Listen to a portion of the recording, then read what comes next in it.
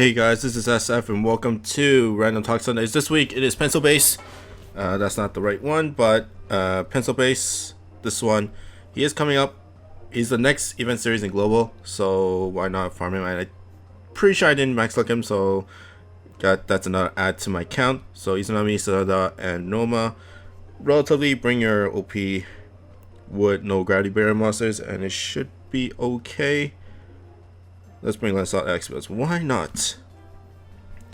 But I've been busy and there's a lot of stuff going around me, so that's why I couldn't get videos weekly for you guys, especially last week when I didn't do Impossible Mondays and Random Talk. But last week was not that much in general. Of course, I did talk about, I would have talked about the new Guardians exclusive, which I can't talk about now because I am filming this on not a very good day because she's not out yet. This is a Thursday and she's not up until Friday, so I can't really say anything about her because nobody has gotten her, so I can't even try her out. But it's been a while since Fire has gotten a strong monster. The last one was pretty much Hanzo, and especially for fire monsters that are good in non-wood dungeons, because before it was just, well, I guess like Lancelot X is a good monster outside of non-wood dungeons, but he's pretty much, he can't keep up with the other non-wood monsters for those dungeons. I mean non-fire monsters for those dungeons, so gotta be careful of that.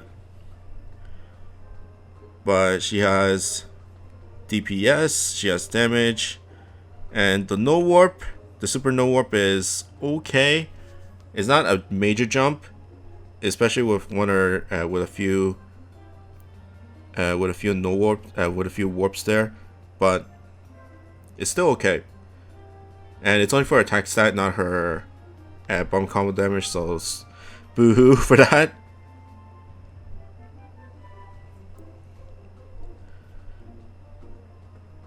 But I am gonna try her out, or try to roll for her as well, to see how well, to see if I can actually get her. If I am gonna get her, I'll be doing the ascended version, just so that she's a good magmel monster with the super no warp and the flight, I think. Or is it Minesweeper for that one? But either way, she's pretty good. Really good. And then in terms of other JP recent is Merlin Transcension, basically an improvement on her bump combo. Blast Rebound Laser XL4. In comparison, it's basically an XL version of the Rebound Laser, which is Izanami's is a regular L, but like, you know, XL is a bigger range, and of course it does more damage, and Merlin's also a blast type, so that's even more damage. And it's the second monster that has XL. The first one was Shambala, and although she is a power type, so the damage is a little bit decreased. The damage for her is the same as Izanami's L, so I think that is, let me just check, come on, so 2486 for Shambhala. So you're basically expecting Merlin's to be at least in the 4,000 to 5,000 range, and of course it covers a lot of distance, a lot of area, not a lot of distance.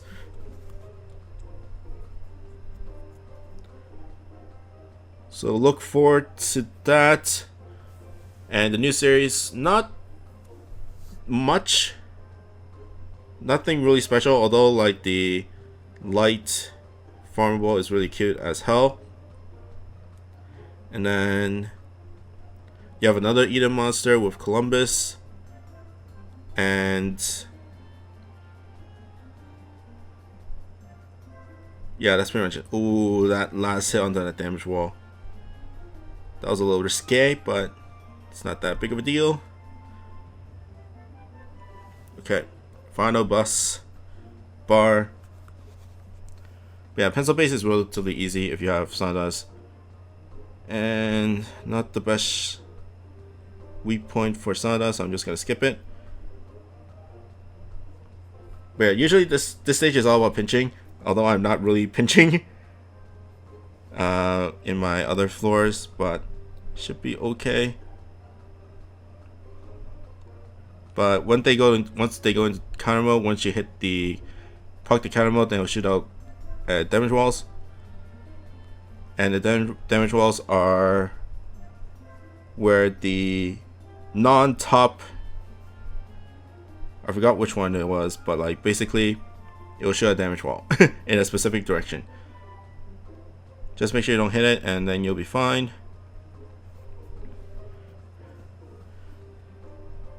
Yeah, like I said, lately I've been busy, and I didn't even finish Ymir because I'm so busy.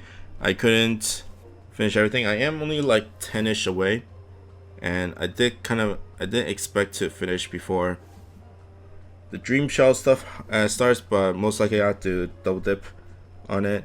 It's not that big of a deal because I'll probably be co-oping for those Dream Shells, and then I'll save my stamina for Ymir, but you know, it's hard. It's really sad to be behind. Really sad. And one drop as usual. And Ymir, when I was doing Ymir normally, when I did have time, it only did 1 drops, which was pretty annoying. But going over to the global side. It is Mika's coming up, which basically, and then we're doing the Dream Shell Hatcher event for Farfellow. I'm pretty sure everybody should have an okay time because you can just bring Sentry Dragon in there and you should be able to have a max luck to get all those Dream Shells. You might not get Speed Clear if you do all Sentry Dragons, but you know, as long as you co-op with people, you should be okay. You're looking at 600 to 700 Dream Shells, which is not that bad since you got 2 weeks to do it. Even if you just started the game and you're starting from 0, you only need about 70-80 runs depending on your luck, which I think it's not a bad deal. And like I said in my monster of the week, Farfellow's not that bad of a monster. It at least helps you do Dragon Gems a little bit better than Sentry Dragon at least, and it is a very easy max luck to get. And they also said it in the news, Europia is good for a dungeon that is out next month in May, which basically says Akagi Din. Because you need no damage wall monsters in that dungeon. Although Europia is not the best of those monsters, of the available monsters, it is a good one for beginners to actually at least have one monster to deal with it, because all the other OPs are Hatcher monsters like Mint, Baiken, and I think that's Leafbreaker, SST Leafbreaker. And luck doesn't matter for people that don't really care about max lucking Dream Shells. I mean, max lucking or lucking Europia. Because Akagi Din's format is pretty much direct drop. It's kind of like Lucas for people that have played Lucas, where it's a direct drop once you defeat it, and then there are invades. And unlike Lucas, where the invades are kind of RNG, you'll most likely get the invades for Akagi Din. There's 2 total, and you only have 2 turns, so it does require a little bit of skill to actually defeat Akagi Din before she escapes. But you can get a max of 3, including plus the damage drops, and I think it might have local. I'm not sure about global in terms of their local co-op thing. I guess you guys hope that it will have local, but either way, it is a established quest as well, so it doesn't burn that much stamina for you, and it's up 24/7, so you don't have to worry about that either. And yeah, as long as if you can gauge yourself like how many European runs you do, then if you can max luck for Farfellow when you start from 0, then that amount of rounds for Europia, you'll most likely be able to get max luck for Akagiri. So it's a good gauge for people that are unsure if I can max luck both of them or max luck one of them in terms of Farfellow and Akagiri. Although Akagiri is not the best monster in there, but for people that don't have Mist, then she's okay in terms of easy max looks. Of course, there are 5-star farmables like in the extreme category that can replace them relatively easily, like Dracula. But it's basically good for starters, good for beginners to get their feet off the floor and go crazy in the max lucking department. And this was a time during when JP was kind of in that noob phase where they pretty much pandered to the noobs to make them stay for the game. I don't know why they did it, but I think it was when Monster Strike had a lot of bad reviews for one reason or another. And this was like, I don't think anything really crazy happened during that time, but they just had like really bad reviews, and they kind of try to remedy that with, you know, easy events for players that want to start out in the game. But you know, when they look at the reviews, it's like, oh my god, it's a 1-star, 2-star game, and maybe I shouldn't do it, maybe I shouldn't start on it. But you know, so it was during that time. Oh, I didn't get the pinch, but I did get a good critical on that weak point, so all's good. It's just that these lines are annoying. Or leopards. They're called leopards, I think. Okay, let's pinch this guy.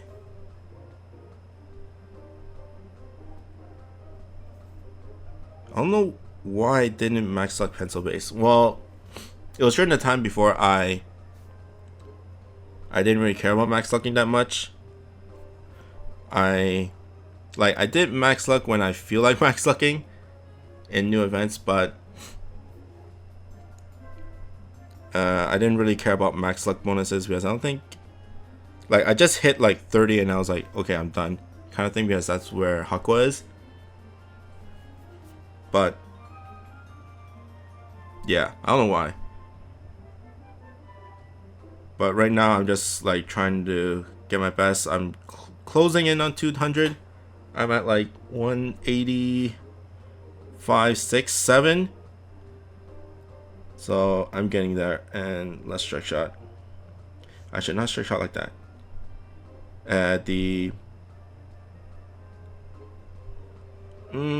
Sure, why not? Sure, why not? And good thing for Hanzo, because strike shot can just negate the damage walls. Just so I can get to that weak point. No, I can't. Sad face.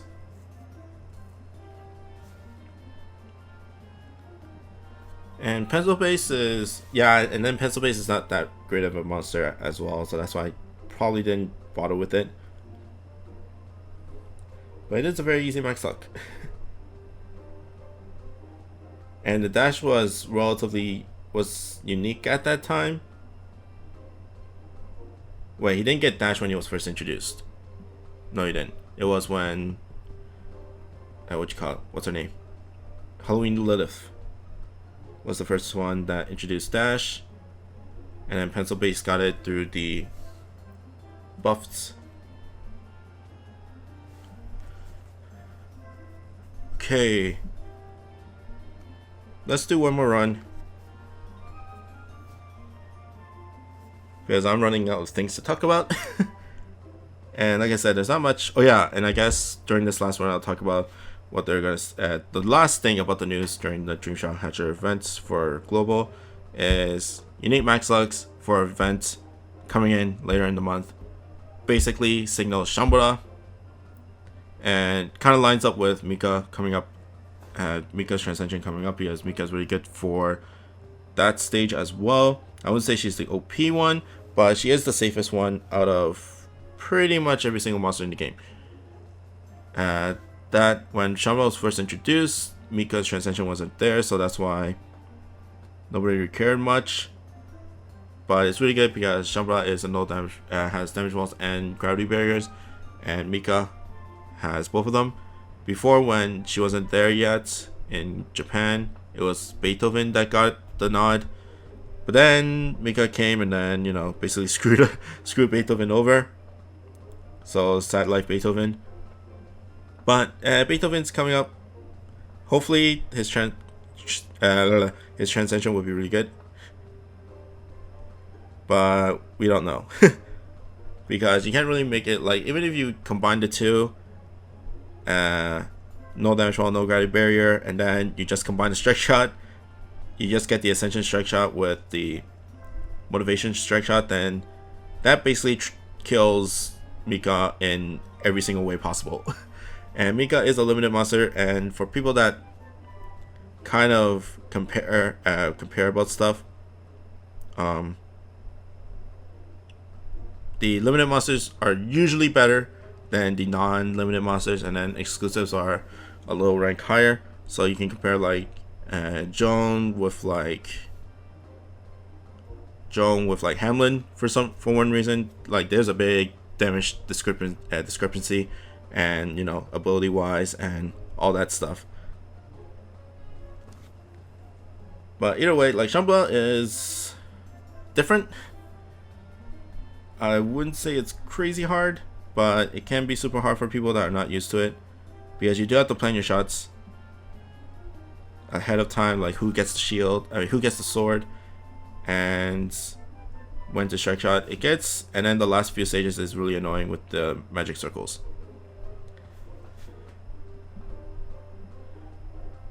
Okay, there we go. But Shambala is a very good monster if you need a Yamato Takeru 0 monster.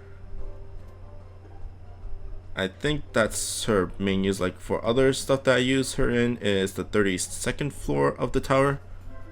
Just that Meteor is really strong. Like her Meteor has the most damage out of every single monster in the game. Like it may not have the best multiplier, but it deals the most, like the Meteor damage alone. I wouldn't say like everything including the swipes and all that stuff, and I don't really count for like chain meteors because those are kind of in a different category, but it's basically 1 million damage for that meteor, and then that's like dunzo for a lot of things. Like even you can just basically use it on the boss, and Shambala is a pierce monster, so it's really easy to get through it. As some people might use it for Nilai Kanai, like use her for Nilai Kanai with the meteor, so it's like a 3 million meteor onto that last stage in Nilai Kanai. Okay, boss time. But in terms of my recent status in the game, global, I finished for fellow, relatively easy because I did had some leftover shards from the Christmas hatcher that I didn't really participate because I already maxed out Nicholas, and I just did the Striker's Rest for those Dream Shell bonuses, which gave out like what, like 200 to 300. So I had a lot left over to just roll, and then I went under 700 if I counted correctly to max luck for a fellow. And you know, I should be like stocking up for the next one, but I'm lazy and all that stuff. And you know, I will be Dream Shell farming very, very soon in JP. In terms of JP, I finished Jade Shields at Jade Shouts, Seal Jades, Jade Shields. What the hell? So there's that. I haven't choose the monster to put my scroll in yet. Maybe if I get the Guardian monster, then I may put it on her, but we will see. I probably won't. Like, there's a lot of monsters that's really good with it, with an extra scroll, but it's not really needed for most of it. Like, I don't really care much about berries, like the usefulness of them, like except for maybe like the 25th 5th floor, 24th floor with the detox. And then, of course, you might need a genius, but nothing really helps you win the game in any way. It helps you a little bit easier, but it's not that. It doesn't make a dungeon. I probably said this before, but it doesn't. Berries does not make a dungeon impossible to possible. I mean, yeah, it doesn't make an impossible dungeon be beatable to make it possible to beat. And I still stand by that because none of the dungeons really require you to bring like detox, cutthroat, or all that stuff. Like even in the 24th floor where you really want detox, you don't need it. And you can brute force it. I've done it even before Hades came in to brute force, so it's totally doable. And of course you can bring stats recovery, so that's like in Hamlin or Mika when she comes in, or even Alice. So that's my stand on berries. That's why I don't really care about berry farming that much. And you see a lot of my monsters don't even have berries, like my Robin Hood, like my Collies, and all that stuff. Okay, I don't even know how much I got. I mean, how much pencil bases. Okay. And just for forewarning, I do not know when this next event series is going to come out in global. I just know that it's the next one because, you know, cuttlefish and all that stuff. Okay. Let's see the pencil bases. Pencil base. 1 luck. And I only got 4 in 3 runs. That's pretty bad. That is pretty bad. But maybe next time when I have more time, then I'll just, or maybe during like these random talk Sundays, I'll farm more. But that's pretty much it for me. I hope you guys like and subscribe, and I'll see you guys next time. Bye.